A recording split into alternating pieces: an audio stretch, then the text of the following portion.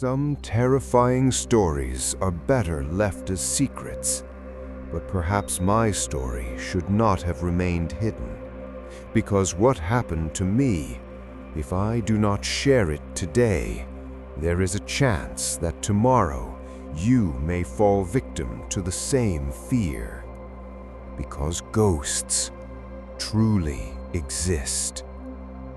My name is Tyler, and this incident took place on August 19th, 2015, when I was returning home after attending a friend's wedding. It was around 1 a.m. when the wedding ended. After saying goodbye to all my friends, I started my car and began my journey home. The venue was about 3 hours away from my house, and I had to travel through the highway. The night was beautiful. I had been drinking quite a lot, and I was in a carefree mood. I was driving at a speed of 140 kilometers per hour. As I continued on the highway, I noticed an accident some distance ahead. When I reached there, I saw a truck overturned right in the middle of the road, completely blocking the way. I asked the people standing nearby how long it would take to clear the road. They told me it could take a long time. The police would arrive, conduct verification, and only then clear the road. I was already very late, and I was drunk as well. Hearing about the police made me nervous, because if they saw me driving in that condition, I would be fined. So I opened the map on my phone and started searching for another route. That's when I noticed a dirt road leading through a jungle. Without wasting any time, I reversed my car and took that road. As soon as I entered the dirt road, the jungle began. It was extremely dark, like a sealed cave. The time was now 2:30 a.m. I was listening to music and driving casually when suddenly my car stopped. I tried starting it many times, but it wouldn't start. I stepped out of the car and looked around. As far as I could see, there was nothing but darkness and dense jungle. I opened the hood of the car and began checking the car when suddenly I heard the sound of someone running behind me.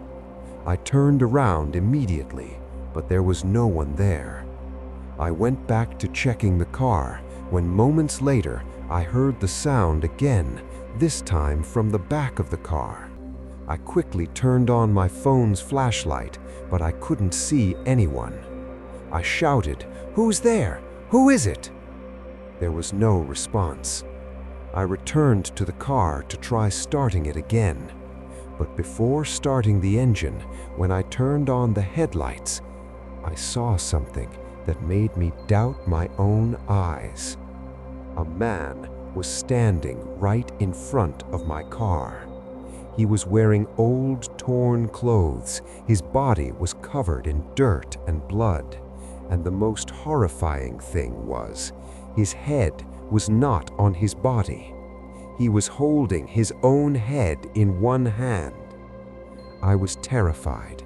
I immediately locked the car and tried to start it. The car wouldn't start. My eyes were fixed on that man as he slowly began to walk toward me. He reached my car door. In his other hand, he was holding an axe. Standing there, he stared straight at me and kept repeating only one sentence: "Come out. Come out of the car." Just then, the car finally started. I sped away immediately, but as I did, he swung the axe at my car door. The glass shattered. I lost control of the car, and it crashed violently. The engine was completely damaged. I had injured my head as well, and blood was flowing. When I looked behind, I saw that man running toward me. I was overwhelmed with fear. I jumped out of the car and started running. But the jungle was endless. No matter where I ran, that man appeared right in front of me. After running for a long time, I found myself back at the same place where my car had crashed. I couldn't understand what was happening. I screamed for help. I cried. Behind me was the terrifying jungle, and in front of me stood a horrible death. That man came very close and began attacking me. I tried to defend myself, but suddenly the axe struck my shoulder. It was a deep wound.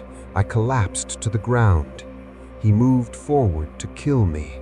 I kept begging, "Please leave me, let me go." But mercy meant nothing to him because he was a headless demon. I was exhausted. I had accepted that this was the end of my life. As he raised the axe to strike me again, I closed my eyes in fear of death. But when the axe came close to my chest, he suddenly fell backward a few feet away from me. I didn't understand what had happened. I touched my chest to see if I was injured, and that's when my hand felt a cross. It was the cross I always wore around my neck. I understood then, whatever that creature was, it was afraid of the cross. I grabbed the cross in my hand and started running again. That creature chased me, but I held the cross tightly and cried out to God for help. At that moment, I saw a faint light in the jungle. I knew it was a sign from God. I ran toward that light. The closer I got, the brighter it became. After some distance, I reached a paved road where trucks were passing by. I ran onto the road and collapsed in exhaustion. When I looked behind, there was no one there. The jungle was gone. Everything was normal. I thanked God and began stopping trucks for help. A kind, elderly truck driver stopped and gave me a lift. After seeing my condition, he asked what happened. I told him everything. Listening to my story, he told me the truth. That jungle was cursed. Years ago, there used to be an old graveyard there. People who went there either disappeared or their bodies were later found on the highway. Because of these incidents, the government closed that area. Over time, trees and bushes grew, and the graveyard turned into a jungle. He looked at me and said, "You are very lucky to come back alive." At that moment, everything became clear to me. I realized that in this world, no matter how powerful ghosts, demons, or evil forces may be, nothing is greater than God. And this new life of mine is a gift from God.